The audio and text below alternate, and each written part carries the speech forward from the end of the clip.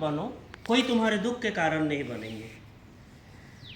मुक्ति बोलते हैं जो हम चाहते हैं वो अगर नहीं पाते हैं तो दुख तो होगा ही। जैसे मेरे निकट से कोई कुछ चाहा और मैं उसको वो नहीं दिया तो उसको तो दुख होगा ही। श्री पितृदेव बोलते हैं कोई तुमसे क्या चाहता है। मुक्ति बोलती है मुझसे कोई किताब चाहती है। पितृदेव तुमसे कोई किताब चाहती है, तुम उसको तत्क्षणात दे सकोगे? इसे ना भी हो सकता है। जैसे तुम्हारी ये जो किताब तुम्हारे अगर कोई काम में ना लगे तो तुम उसको दे सकोगे। उसको तुम समझा के बोलो देखो भाई ये किताब तो मैं अभी पढ़ रहा हूँ, मेरा पढ़ाई जब ख़त्म हो जाएगा तो तू ले लेना। उसके बाद वो समझ में आ जाता है कि उसको अभी किताब चाहिए। जैसे कोई चीज़ किसी को हम अगर देते हैं या किसी से हम चाहते हैं तो हमें सोच समझ के विवेचना करके चाहना होगा। हमें ये देखना होगा कि मैं अगर उससे ये चीज़ें लेता हूँ उसको कोई तकलीफ़ होता है या नहीं होता है। जैसे मुझे देने को जाकर वो कोई असुविधा में तो नहीं पड़ रहा है, उसके स्वार्थ मेरा स्वार्थ होना जरूरी है और ये सबसे पहले होना जरूरी है। तुम मान लो किसी को कुछ कहने जा रहे हो और जैसे तुमको किसी को किताब देने के मन नहीं होता है, अगर वो समझता है कि वो तुम्हारे कोई काम में नहीं आ रहा है लेकिन बेवजह तुम उसको नहीं दिए हो तब उसको दुख मिलेगा, है कि नहीं? कोई तुम्हारा बंधु तुम्हारे साथ उसके भाव है, प्रीति है और विशेष प्रयोजन से वो तुमसे किताब चाहा लेकिन तुम उसको नहीं दिए। जैसे तुम हमेशा उसके निकट से चाहते हो और जो चाहते हो उसके निकट से मिलता है, ऐसे क्षेत्र में तुम अगर उसको ना देते हो तो उसको तो दुख पहुंचेगा। तो यहाँ तुम उसके दुख के कारण बने हो। एक क्षेत्र में केवल तुम नहीं, सब क्षेत्रों में भी ऐसे सजाग दृष्टि रखकर चलना होगा कि जैसे मेरे कारण और कोई दुख जैसे ना पाए, व्यथा जैसे ना पाए और मैं किसी के दुख या व्यथा के कारण जैसे ना बनूं। फिर मुक्ति की तरफ बोलते देखकर पितृदेव बोलते हैं अनेक समय में मैं किसी का अशांति के कारण ना होते हुए भी अशांति पाता हूँ। ये समझ लो जैसे तुम्हारी पारिपार्श्विक का किसी का बकरी आकर तुम्हारी खेती में घुस जाता है और तुम्हारे सारे पेड़ पौधे साग सब्जी सारे खा देती है, तुमको तो कष्ट होगा ही।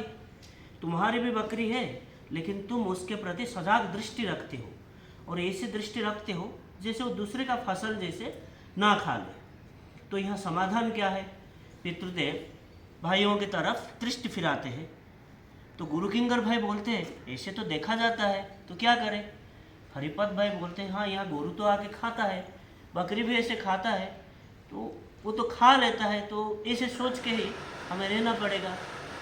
पितृदेव बोलते हैं लेकिन तुम्हारा गोरू तो या तुम्हारी बकरी तो किसी के नहीं खाती है, तुम इतने परिश्रम में सारी चीज़ें बनाए हो और किसी का गोरू आगे वो खा के ख़त्म कर देता है, तो इससे तो दुख होगा ही। तो वाणी के साथ इसका क्या उत्तर? तुम्हें मिला के सोचो, सब निरुत्तर है। फिर समय उत्तीर्ण हो गया, पितृदेव के निर्देश से अन्य ग्रंथ पाठ हुआ। फिर रात 8 बजे श्री पितृदेव षोडशी भवन से आकर बड़ा नाट्य मंडप में पुनराय उपवेशन करते हैं। भाई लोग माँ लोग सब आके प्रणाम करके बैठते हैं। उसके बाद इसी वाणी का प्रसंग फिर से उठता है। शैलेंद्र भट्टाचार्य को सामने में देख के पितृदेव बोलते हैं कि इस वाणी का फिर से आलोचना किया जाए।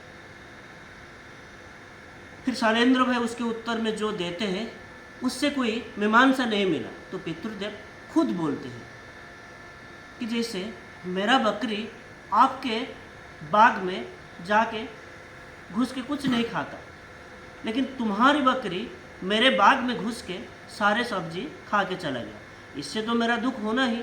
मैं घर में नहीं हूँ और प्रशांत का बकरी आके मेरे खेती के सारे सब कुछ खा के चला गया। मैं जब बाद में घर को लौटता हूँ मेरा बेबी बोलती है देख रहे हो प्रशांत की बकरी आके सारे खा के ख़त्म कर दिया है, असंभव दौरात्म्य में शुरू कर दिया है।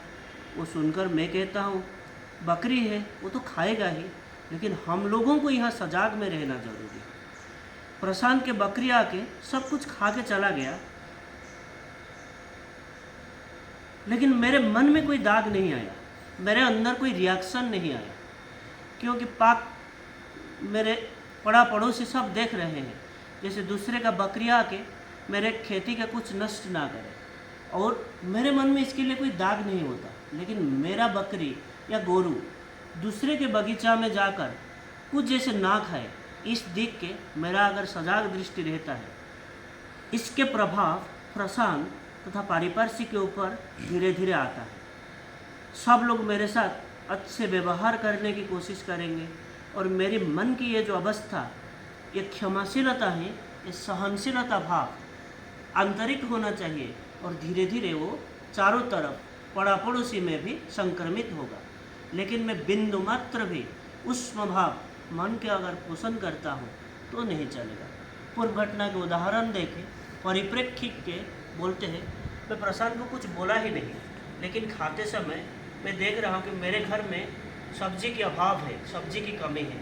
वो देखकर कहता हूँ सारे फल, सारे खेती, सारे साग सब्जी तो प्रशांत की बकरी खा गई। स्त्री बोलती है अब बोल रहे हो, प्रशांत के सामने तो कुछ नहीं बोले। इसका मतलब मैं मन ही मन उसके ऊपर कोई उष्म भाव पोषण नहीं किया। बट ऐसे तो नहीं होता है। असल भाव होता है, मेरा मन अगर संकीर्ण हो जाता है और दुख के कारण बन जाता है तो मैं दुख पाऊंगा। लेकिन मेरा मन अगर प्रशस्त बनता है, मैं किसी के दुख के कारण नहीं बनूंगा और मेरे वजह पारिपार्श्विक में किसी को कोई दुख नहीं पहुंचेगा और मेरा प्रतिक्रिया के साथ किसी के ऊपर कोई दुख नहीं पहुंचेगा और मेरे ऊपर उसका कोई प्रभाव भी नहीं आएगा। वंदे पुरुष जय।